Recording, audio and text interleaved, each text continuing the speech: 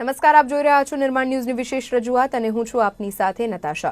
બેદરકારીની આગ અને સતત બનતા આગ લાગ્યાના બનાવોમાં વધારો। સમગ્ર ગુજરાતના તમામ મહાનગરોમાં આવા કિસ્સાઓમાં વધારો થઈ રહ્યો છે। ત્યારે સૌપ્રથમ તો આ આગ કયા કારણોસર લાગી છે તે બાબતે તપાસ કમિટીની નિમણૂક કરી દેવામાં આવી છે, પરંતુ હાલમાં જ સામે આવેલું રાજકોટના બનાવ બાદ આ મામલે અનેક સવાલ અને ઘેરા પ્રત્યાઘાત પડી રહ્યા છે। તમામ વિષય અંતર્ગતની ચર્ચામાં આગળ જઈએ તે પહેલા એક વિશેષ અહેવાલ પર નજર।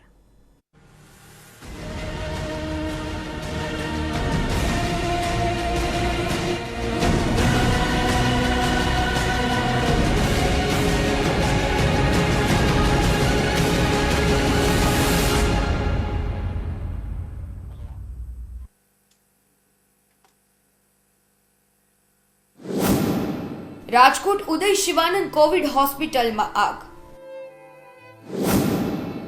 આઈસીયુ વોર્ડમાં લાગી ભયાનક આગ। આગમાં 5 દર્દીઓના મોત। ગતરોજ રાજકોટની ઉદય શિવાનંદ કોવિડ હોસ્પિટલમાં મોડી રાત્રે આગનો બનાવ બનવા પામ્યો હતો। આઈસીયુ વોર્ડમાં મશીનરીમાં શોર્ટ સર્કિટને કારણે ભયાનક આગ લાગતા 5 દર્દીઓ જીવતા ભૂંજાયા હતા, જ્યારે સારવાર લઈ રહેલ અન્ય 22 દર્દીઓને રેસ્ક્યુ કરવામાં આવ્યા હતા અને આની હોસ્પિટલમાં સારવાર અર્થે ખસેડવામાં આવ્યા હતા।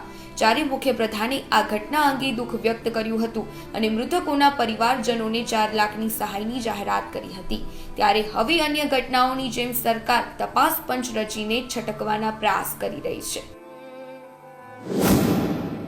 અમદાવાદની શ્રી કોવિડ હોસ્પિટલમાં આગ। આઈસીયુ વોર્ડમાં લાગી હતી ગંભીર આગ। આગમાં 8 દર્દીઓના થયા મોત। અમદાવાદના નવરંગપુરા ખાતે આવેલ શ્રી હોસ્પિટલમાં 6 ઓગસ્ટના રોજ આગ લાગી હતી, જેમાં કોરોનાની સારવાર લઈ રહેલા 8 દર્દીના મૃત્યુ થયા હતા। મૃતકોમાં 5 પુરુષ અને 3 મહિલાઓનો સમાવેશ થતો હતો। હોસ્પિટલના 4થા માળે આગ લાગી હતી, જેમાં હાલ આ આગની તપાસ અંગે નિવૃત્ત ન્યાયાધીશના વડપણ હેઠળ એક તપાસ સમિતિની પણ રચના કરવામાં આવી છે। આ ઉપરાંત હોસ્પિટલના માલિક સામે ફરિયાદ દાખલ કરવામાં આવી છે। સૌરાષ્ટ્રના પ્રથમ ક્રમની હોસ્પિટલમાં આગ। જીજી હોસ્પિટલના ઇકોકાર્ડિયોગ્રામ રૂમમાં આગ। આગમાં ઇકો મશીન બળીને ખાખ। સદનસીબે આગમાં કોઈ જાનહાનિ નહીં। સૌરાષ્ટ્રમાં પ્રથમ ક્રમ અને ગુજરાતમાં બીજા ક્રમની સૌથી મોટી સરકારી હોસ્પિટલ એવી જામનગરની જીજી હોસ્પિટલમાં પણ 25 ઓગસ્ટના રોજ આગ લાગી હતી। આઈસીયુની બાજુમાં આવેલ ઇકોકાર્ડિયોગ્રામ રૂમમાં ભયાનક આગ લાગી હતી। જોકે સ્થાનિકો અને સ્ટાફની તકેદારીથી વોર્ડમાં સારવાર લઈ રહેલ 9 દર્દીઓને અન્ય સ્થળે ખસેડવામાં આવ્યા હતા। જોકે ઇકોકાર્ડિયોગ્રામ રૂમ સંપૂર્ણપણે બળીને ખાખ થયો હતો। વડોદરાની એસએસજી હોસ્પિટલના આઈસીયુ 2 વોર્ડમાં આગ।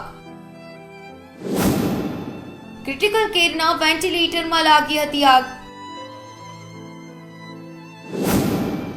ક્રિટિકલ કેરમાં 150 થી વધુ દર્દીઓ લઈ રહ્યા હતા સારવાર। સદનસીબે આગમાં કોઈ જાનહાનિ થઈ ન હતી। વડોદરાની સર સયાજીરાવ હોસ્પિટલના આઈસીયુમાં આગ લાગવાની ઘટના સામે આવી હતી। અહીં એક વેન્ટિલેટરમાં આગ લાગી હતી। ઇલેક્ટ્રોનિક વાયરો સળગતા ધુમાડાથી કોરોના દર્દીઓમાં અફરાતફરી મચી ગઈ હતી।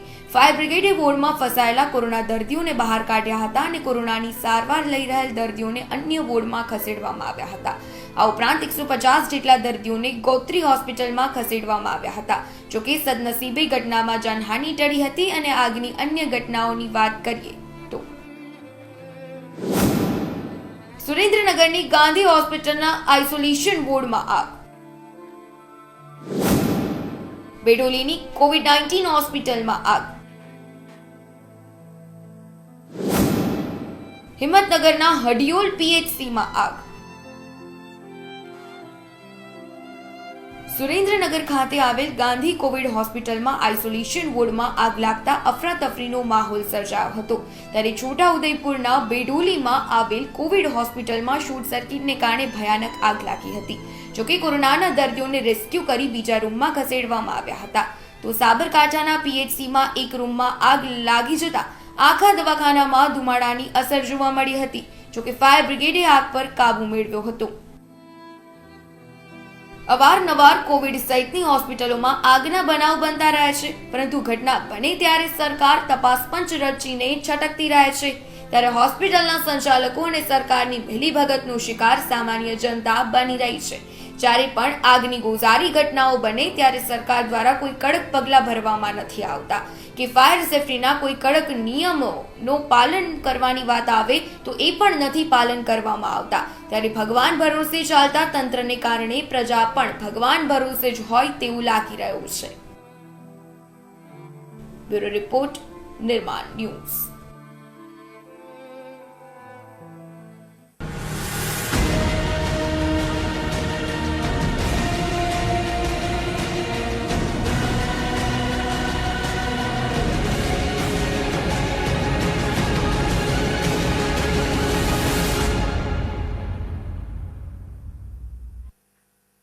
છેલ્લા 4 મહિનામાં 4 મુખ્ય શહેરોમાં 7 કોવિડ હોસ્પિટલોમાં આગનો બનાવ બનવા પામ્યો, જેમાં 13 લોકો કોવિડના દર્દીઓ જીવતા ભૂંજાયા હતા. આ આગ 13 લોકોને ભરખી ગઈ છે. આ તમામ મુદ્દાસરની ચર્ચા કરવા માટે આપણી સાથે ફાયર સેફટી ઓફિસર એચ.એસ. પુરોહિત, આ ઉપરાંત ફાયર સેફટી ઓફિસર નિમિત શેઠ અને અમારા સંવાદદાતા અમદાવાદથી બ્રિજેશ દવે, આપ ત્રણેયનું સ્વાગત. પેનલ ઉપર સૌથી પહેલો મારો સવાલ પુરોહિતજી આપને રહેશે. અત્યાર સુધી બનેલી તમામ ઘટનાઓમાં અત્યાર સુધી માત્ર નામની જ કાર્યવાહી થતી આવે છે. આટલા ફાયર સેફટીના નિયમોની રજૂઆતો કરાયા બાદ પણ શા માટે ખાનગી હોસ્પિટલ તંત્ર દ્વારા ફાયર સેફટીના સાધનો પ્રત્યે આંખ આડા કાન કરવામાં આવે છે? કારણ કે જો આજે પણ આપણે જોઈએ તો રાજકોટની ઘટનામાં ફાયર સેફટીના સાધનો હોત તો કદાચ આ પરિસ્થિતિનું નિર્માણ ન થયું હોત. હા, હવે આપ જે વાત કરો છો એ પ્રમાણે કે ઇન્સ્ટ્રુમેન્ટ હોવા અને આ પરિસ્થિતિ ન સર્જાય એ જરૂરી નથી, કારણ કે ઘણા વર્ષોથી લગભગ 60-70 વર્ષથી આ જે ફાયરિંગ ટેકનોલોજી છે એમાં જે કંઈ અપગ્રેડેશન થવું જોઈએ એ અપગ્રેડેશન થયું નથી. એક જમાનામાં 60-70 વર્ષ પહેલા જ્યારે રસોઈ બનાવવાની હોય ત્યારે લાકડાનો ઉપયોગ થતો હતો. ત્યાર પછી કોલસા આવ્યા, કોલસાથી રસોઈ થતી હતી. ત્યાર પછી કેરોસીનના સ્ટવ આવ્યા, કેરોસીનથી રસોઈ થતી. ત્યાંથી મિસમેચ ટેકનોલોજી ચાલુ થઈ. લાકડા અને કોલસાને ઓલવવા માટે, એની આગને ઓલવવા માટે પાણી બરાબર છે, પરંતુ જ્યારે કેરોસીનની આગ લાગે તો કેરોસીનની આગમાં પાણી ચાલે નહીં. પાણી ભારે છે, કેરોસીન હલકું છે, હલકું કેરોસીન ઉપર આવી જાય અને આગ ઓલવાય તો નહીં પણ વધી જાય. ત્યાર પછી સીએનજી આવ્યું, એલપીજી આવ્યું. એલપીજી પણ ગેસ છે, ગેસ હલકો હોય, ઉપર તરે, પાણી નીચે બેસી જાય, એમાં પણ પાણી ન ચડે. ત્યાર પછી સીએનજી આવ્યું. ત્યાર પછી માઇક્રોવેવ, હોટ પ્લેટ્સ, આ બધું ઇલેક્ટ્રિકલ એપ્લાયન્સીસ, આ બધામાં કઈ પાણી ચાલે નહીં, પણ ટેકનોલોજી મિસમેચ થઈ ગઈ. એટલે upgradation of technology is very very important. બીજી વસ્તુ, આવી બધી હોસ્પિટલમાં જે આગ લાગે છે એનું મુખ્ય કારણ, જ્યારે હોસ્પિટલ શરૂ થાય ત્યારે દાખલા તરીકે એની કેપેસિટી સમજો કે 5 બેડ છે આઈસીયુમાં, પછી દાખલા કે 5 ના 10 થાય, 10 ના 15 થાય, અને કોરોના વાયરસના કારણે બહુ પેશન્ટ આવતા હોય તો કદાચ એને હજુ વધારવા પડે, અને એટલી નાની જગ્યામાં ઘણા બધા ઇન્સ્ટ્રુમેન્ટ, એ વધારાના એસી, આ બધો ઓરિજિનલ લોડ કરતા લોડ વધી જાય. લોડ વધે એટલે ટેમ્પરેચર વધે, ટેમ્પરેચર વધે એટલે સોર્સ ઓફ ઇગ્નિશન મળે. એટલે 3 વસ્તુ સાથે આવે તો જ આગ લાગે. આગ લાગવાનું મુખ્ય કારણ 3 વસ્તુ હોય છે. અમારા હાથમાં એક બીકર છે અને એક હવા છે. એમાં એટલે હવા, ગરમી અને બળતણ 3 બરાબર પ્રમાણમાં સાથે આવે તો જ આગ લાગે. આમાં બીજું, હું હવા છે આમાં, અને એમાં પેટ્રોલ એડ કરું છું, એટલે આ પેટ્રોલ 2 વસ્તુ એડ થઈ, અને ત્રીજું એને ગરમી મળે, એટલે ગરમી મળે એટલે આગ લાગે. એટલે જેવી ગરમી મળે એટલે આગ લાગી. અને આગને ઓલવ્યો હોય તો હાથ મૂકી દઉં છું એટલે ઓન ધ સ્પોટ આગ ઓલવાઈ જાય છે. એટલે એક એલિમેન્ટ જાય એટલે ઓન ધ સ્પોટ ફાયર બંધ થઈ જાય. આ એક ટેકનોલોજી, આ નિયમ છે, અને આને કોઈ ચેલેન્જ કરી શકે નહીં. દુનિયાના કોઈ પણ વર્લ્ડમાં આ યુનિફોર્મ રહે, યુનિવર્સલ ટેકનોલોજી છે. અને આ જ વસ્તુનો ઉપયોગ કરીને ઇન્ડસ્ટ્રીમાં, ફેક્ટરીમાં કે હોસ્પિટલની અંદર, હોસ્પિટલનું બિલ્ડિંગ જ્યારે બનવાનું હોય ત્યારે પહેલા દિવસથી એનો જ્યારે પેપર ઉપર પ્લાન તૈયાર કરવામાં આવે ત્યારે એ વખતે જ આવું ધ્યાન રાખવામાં આવે કે જેથી કરીને 3 એલિમેન્ટ સાથે આવે જ નહીં, આગ લાગે જ નહીં. આગ લાગ્યા પછીની ઘટનાઓ બહુ ખતરનાક છે, એમાં જાનમાલનું ખૂબ જ નુકસાન થતું હોય છે.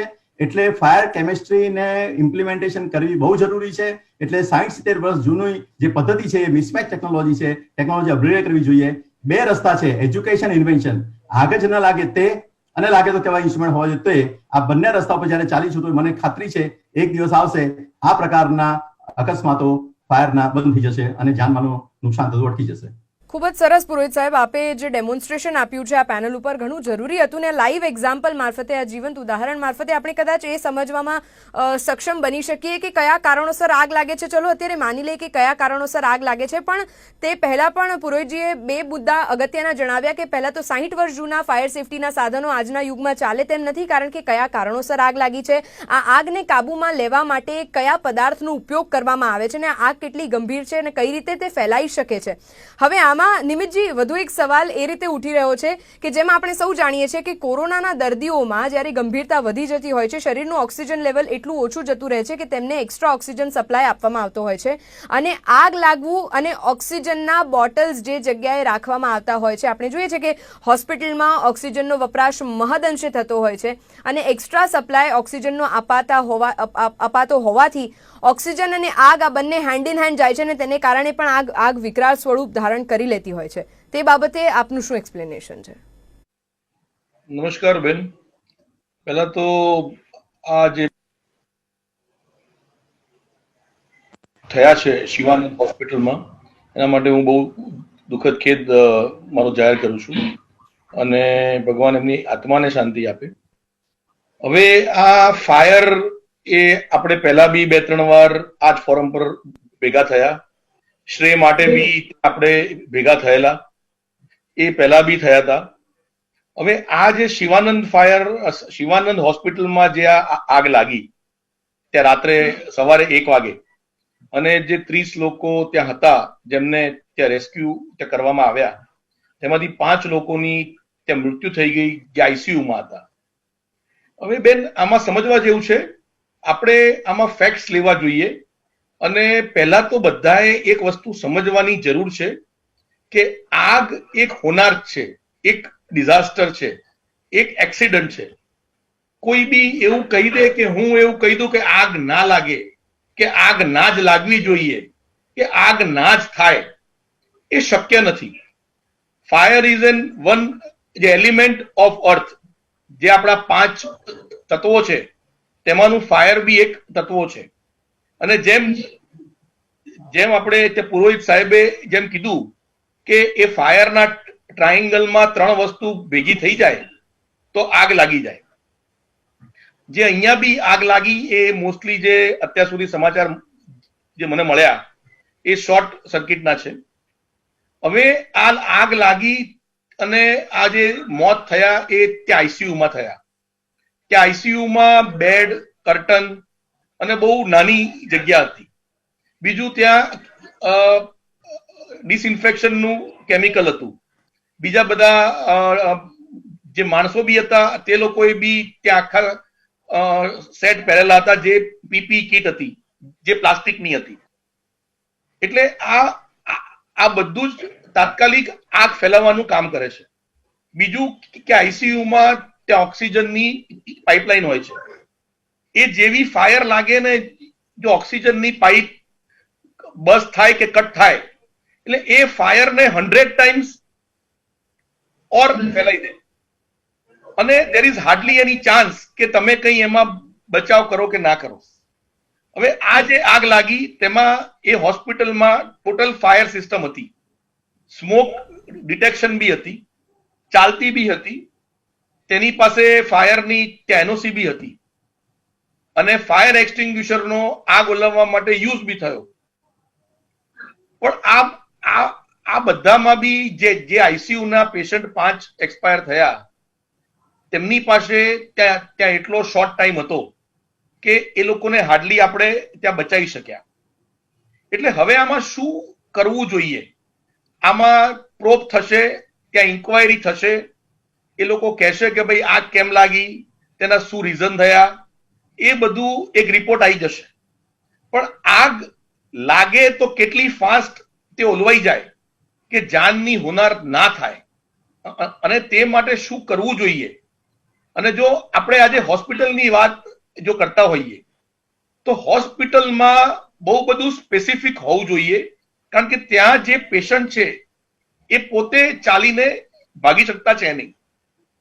તો તેના માટે જે ત્યાંના બેડ્સ છે, જે કર્ટન્સ છે, જે ત્યાં લિક્વિડ છે, એ બધું તમારે ફાયર રિટાર્ડન્ટ યુઝ કરવું પડે, જેનાથી આગ લાગે તો જલ્દી ના ફેલાય. અને બીજું કે જે લોકો ત્યાં છે, જેમ કે હોસ્પિટલમાં ફાયર સેફટીમાં ત્યાં એક ઓફિસર હોવો જોઈએ, નોર્મ્સ બી છે, અને જે ફાયર સિસ્ટમ જે હોસ્પિટલમાં લગાડેલી છે એ સિસ્ટમનો એ લોકોને યુઝ કરતા આવડવો જોઈએ.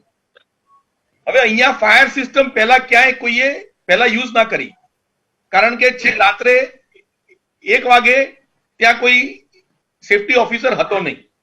જ્યાં સુધીમાં ફાયર બ્રિગેડ ત્યાં આવે એને જે બી 10 કે 15 મિનિટ બી થાય તો that is too late for any person to save life. જાન બચાવવા માટે એ પહેલી 2 થી 5 મિનિટ જ બહુ ઇમ્પોર્ટન્ટ છે. અને આ માટે જે બી fire system, fire extinguisher, hydrant, sprinkler એ જે ત્યાં લાગેલા છે એ બધા જ ફર્સ્ટ એડ છે. એ ત્યાંના જે બી સ્ટાફ છે, જે સિક્યોરિટી છે, ફાયર સેફટીનો ત્યાંનો ઓફિસર છે, એ લોકોએ આ યુઝ ત્યાં કરવા પડે. એ લોકો સક્ષમ હોવા જોઈએ, ટ્રેન્ડ હોવા જોઈએ. જેમ આપણે બધા કોઈ બી ઇન્સ્ટ્રુમેન્ટ ત્યાં આપણા ઘરે ફિટ કરીએ છીએ તો આપણે એમાં ટ્રેન થઈ જઈએ છીએ કે ભાઈ ફોન હોય તો આપણે ફોનમાં ટ્રેન થઈ જઈએ છીએ, કોમ્પ્યુટર હોય તો કોમ્પ્યુટરમાં ટ્રેન થઈ જઈએ છીએ. એ રીતે દરેક કંપની કે હોસ્પિટલ કે હોટલ આ જે બી ફાયર સિસ્ટમ ત્યાં નાખે તેના જે બી એમ્પ્લોય ત્યાં છે, સિક્યોરિટી છે, ફાયર સ્ટાફ છે, એ લોકોની કન્ટિન્યુઅસ ટ્રેનિંગ હોવી જોઈએ. એ લોકો ટ્રેન હોવા જોઈએ અને આ સિસ્ટમ એ લોકોએ પહેલા 5 મિનિટમાં યુઝ કરીને જાન બચાવવી જોઈએ. તો આપણે આ સેવ ત્યાં બેન આ કરી શકીએ. ઘણા મહત્વના મુદ્દાઓ આપણે કઈ રીતે આગ લાગે છે, કયા કારણોસર આગ લાગી શકે છે, કઈ રીતનો પ્લાન હોવો જોઈએ, હોસ્પિટલ સત્તાધીશોએ કઈ કઈ બાબતોનું ધ્યાન રાખવું જોઈએ. માત્ર સાધન ઇન્સ્ટોલ કરી લેવાથી અથવા તો વસાવી લેવાથી કામ ચાલતું નથી, પરંતુ તેને વાપરતા પણ આવડવું જોઈએ. આ તમામ બાબતો છે. બિલકુલ આવું છું પુરોહિત સાહેબ, આપની પાસે આવું છું, પરંતુ તે પહેલા આપણે ફરી એક વખત આ તમામ મુદ્દાને સમજી લઈએ. બ્રિજેશ, અનેક વખત આપણે જોયું છે કે અત્યાર સુધી છેલ્લા 4 મહિનામાં 7 જેટલી કોવિડ હોસ્પિટલમાં આગ લાગ્યાના બનાવ બનવા પામ્યા, જેમાંથી 2 અતિ ગંભીર, એક રાજકોટનો આ મુદ્દો અને આ પહેલા શ્રેય હોસ્પિટલ અમદાવાદમાં લાગેલી આગ કે જેનામાં અત્યાર સુધી 13 લોકોએ પોતાના જીવ ગુમાવ્યા છે. પરંતુ આપણે જ્યારે ચર્ચાઓ કરી રહ્યા છે ત્યારે બીજી તરફ તંત્રના અધિકારીઓ ઉપર જે સવાલો ઉઠી રહ્યા છે ને તે છે કે રાજકોટના મેયરનું નિવેદન, ત્યારબાદ અત્યાર સુધીની આગ લાગ્યાની ઘટનાઓથી સરકાર દ્વારા કેવા પગલાઓ ભરવામાં આવ્યા તેના ઉપર ઉઠતા સવાલો શું લાગે છે આપને? કારણ કે આપ જ્યારે લોકોની વચ્ચે જાઓ છો, તેઓની પ્રતિક્રિયાઓ જાણવાનો પ્રયાસ કરો છો, સંવાદદાતા તરીકે શું કહેશો આપ? નતાશા, ચોક્કસ જણાવું કે જે પ્રમાણે સમગ્ર ઘટના છે ખૂબ જ દુઃખદ ઘટના બની છે, પરંતુ ક્યાંક ને ક્યાંક જે અમદાવાદમાં બનેલી જે ઘટના હતી, શ્રેય હોસ્પિટલમાં બનેલી ઘટના હતી, ત્યારબાદ ફરી ગુજરાતમાં જ અને એ પણ રાજકોટમાં આ પ્રકારની ઘટના બનવા પામી છે. કો ઇન્સિડેન્શલી આને ગણાવી શકાય, પરંતુ ફરી રિપીટ શા માટે? કારણ કે જો અત્યારથી જે કહી શકાય કે હોસ્પિટલના જે જવાબદાર વ્યક્તિ છે તેમનું નિવેદન હતું કે તેમની હોસ્પિટલમાં તેમને કોવિડ હોસ્પિટલ ન બનાવી હતી, પરંતુ કલેક્ટરના આદેશથી તેમને તે બનાવવી પડી. તો એવો તો શું જે કહી શકાય કે એવી શું પરિસ્થિતિ ઉદ્ભવ થઈ કે જો હોસ્પિટલ તંત્ર જ્યારે તેવું કહેતા હોય કે ત્યાં આગળ પૂરતા પ્રમાણમાં વ્યવસ્થા ન કરી શકતા, તો શા માટે આ પ્રકારની જે વ્યવસ્થા કરીને ત્યાં આગળ જે માસૂમ 5 લોકોના અત્યારે કે 6 લોકોના અત્યારે જીવ ગયા છે તે જીવ ગયા. માત્ર સરકાર દ્વારા પેકેજ જાહેર કરી દેવામાં આવે છે, પૈસા આપી દેવામાં આવે છે, પરંતુ ક્યાંક ને ક્યાંક જે યોગ્ય તપાસ થવી જોઈએ, યોગ્ય સોલ્યુશન લાવવું જોઈએ. કારણ કે માત્ર 4 લાખ રૂપિયા આપીને કોઈ પણ પરિવારના સ્વજન ગુમાવ્યાનું કોઈને જે કહી શકાય કે સંતોષ નથી હોતો, પરંતુ કોઈ જે જવાબદાર અધિકારી હોય કે જવાબદાર વ્યક્તિ હોય ફરી આ ઘટના ન બને તેના માટે સરકાર શું પ્રયાસ કરી રહી છે. અને જે આ પ્રમાણની હજી પણ ઘણી એવી હોસ્પિટલ ચાલે છે, અમદાવાદમાં પણ ઘણી એવી હોસ્પિટલ ચાલે છે જે પ્રાઇવેટ હોસ્પિટલ છે, દર્દીઓ પાસેથી લાખો રૂપિયા વસૂલતા હોય છે ફીના નામે. તો શા માટે તે લોકો વ્યવસ્થિત રીતે ફાયર સેફટીના સાધનો ત્યાં વસાવતા નથી, ફાયર અધિકારી કોઈ ત્યાં રાખતા નથી, કે કોઈ પણ તે જાણકાર ફાયર ઇક્વિપમેન્ટ ચલાવતા જાણકાર લોકોને ત્યાં રાખતા નથી? આ ચોક્કસ એક પ્રશ્ન છે.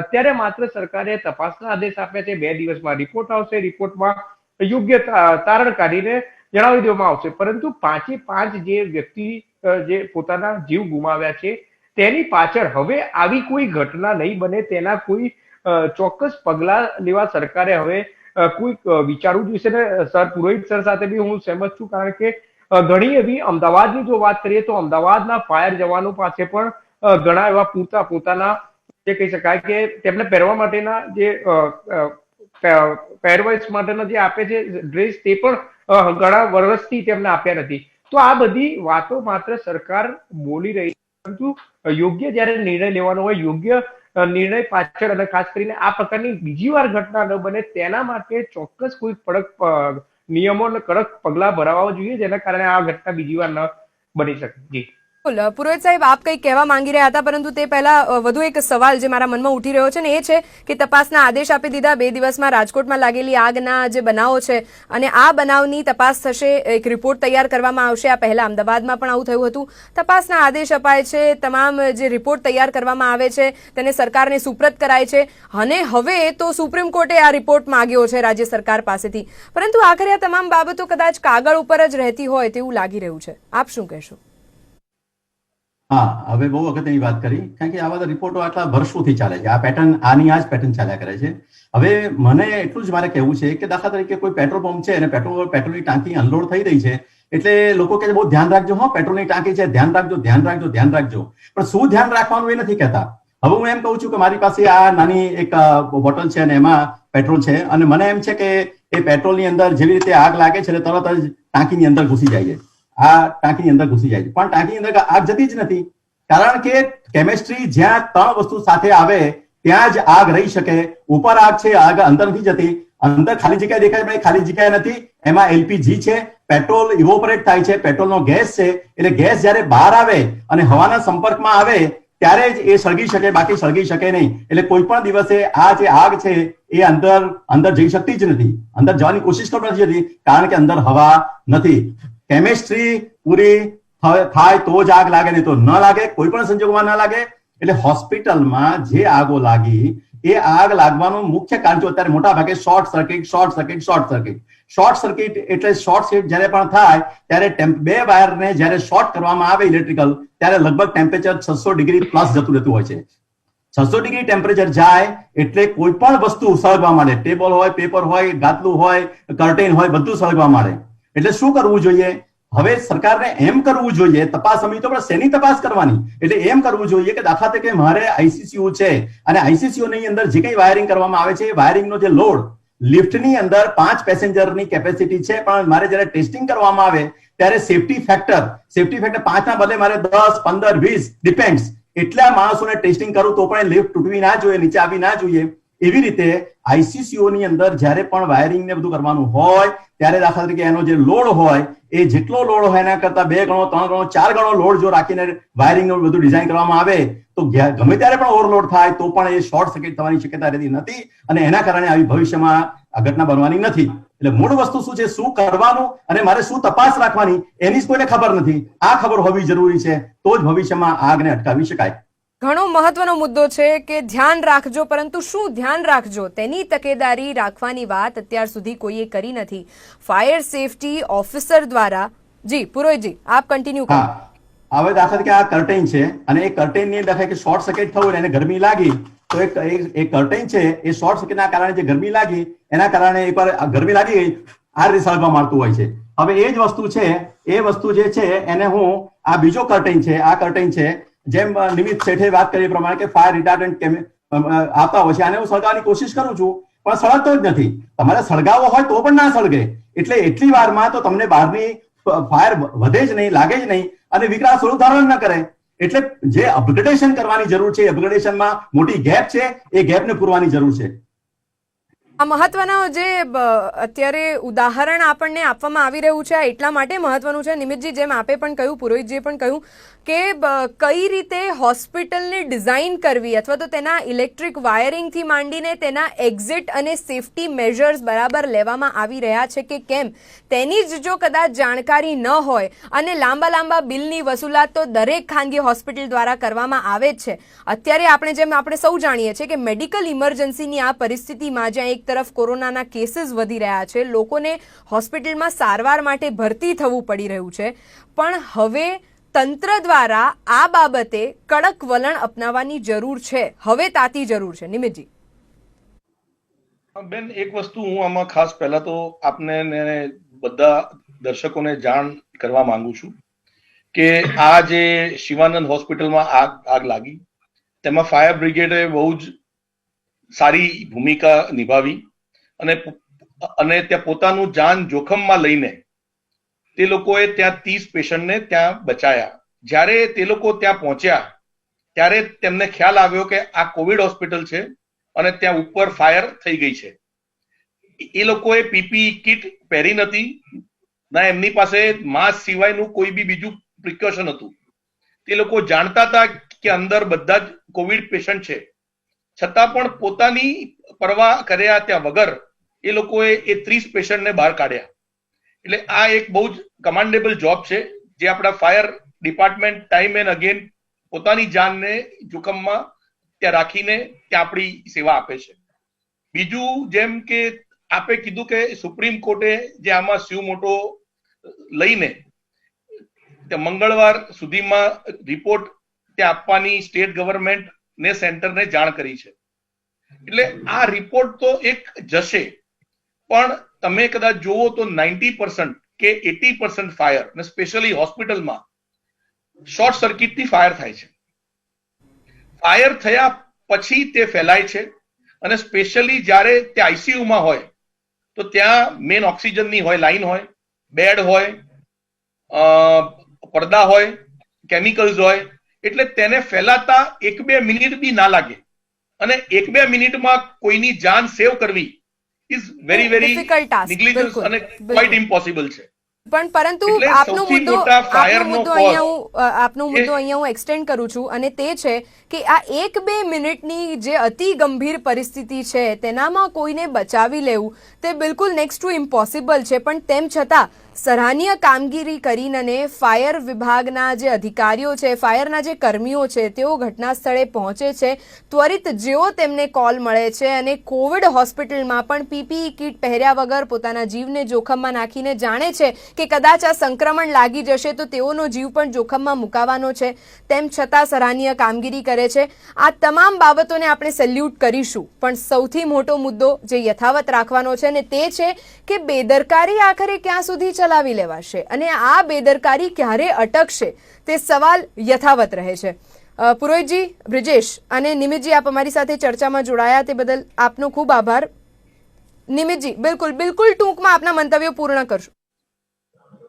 કે આ બધી ફાયર, ખાસ કરીને હોસ્પિટલ ફાયર, એમાં 80 થી 90% શોર્ટ સર્કિટથી થાય છે.